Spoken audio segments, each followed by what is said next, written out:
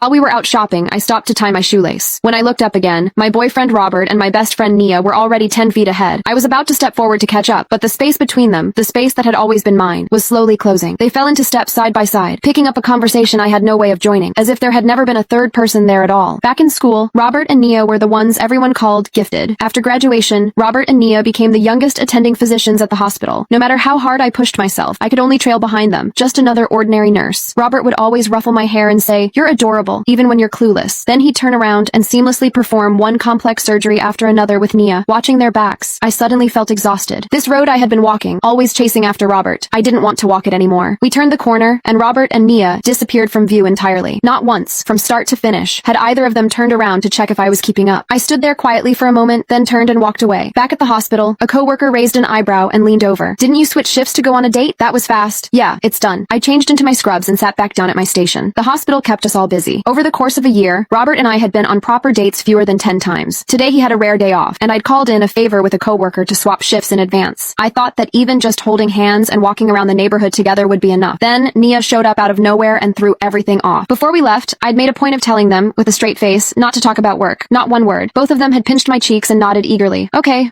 we get it. But halfway through dinner, someone brought it up, and before long the two of them were going back and forth about patient cases. I sat there beside them, pushing rice around my plate. I don't even remember when the check was paid. Then the landline at the nurse's station rang, snapping me back. My coworker had already picked up a car accident up north. Several people were being rushed into the ER. I was about to text Robert when a message from him came through first. Patient came in. Nia and I are heading back to the hospital. I turned the screen off and sat there, blank. He still hadn't asked, not even once, where I had gone. After my last procedure of the day, I ran into Robert in the hallway. He looked worn out. I kept my eyes straight ahead and didn't fall into my usual habit of fussing over him. But the moment we crossed paths, he caught my wrist. He buried his face in the curve of my neck, a habit of his. "What's wrong? Don't recognize your own boyfriend?" Every time he came home after a long shift, he'd do this. Said it was how he recharged. My mind told me to pull away, but there was a dull ache spreading through my chest that I couldn't explain. It had taken me 3 years to go from quietly loving Robert to actually standing by his side. The day we got together, someone in our cohort immediately started a side bet on how long we'd last, because honestly, the gap between us was hard to ignore. Robert had been at the top of his class every single year. Me? Since elementary school, I'd had teachers point fingers in my face and call me stupid. The one who'd stepped in front of me with open arms back then was Nia. I knew I wasn't the smart one. I always needed Robert's patience and Nia's encouragement just to keep going, so even though I had made up my mind, the moment he leaned in close, all that resentment I had been holding on to began quietly dissolving. We sat together in an empty stairwell. It was a rare moment alone. In the silence, Robert finally spoke. "Maya? Yeah? Can you try to act a little more mature from now on?" I blinked, caught off guard. After a long pause, I slowly turned to look at him. "What?" His eyes were closed. His voice was flat. "The way you talk about the weather. This afternoon you disappeared without saying a word. You had Nia and me worried sick. We both finally had a day off. Even if you don't care about me, you could at least consider Nia. She's not your babysitter."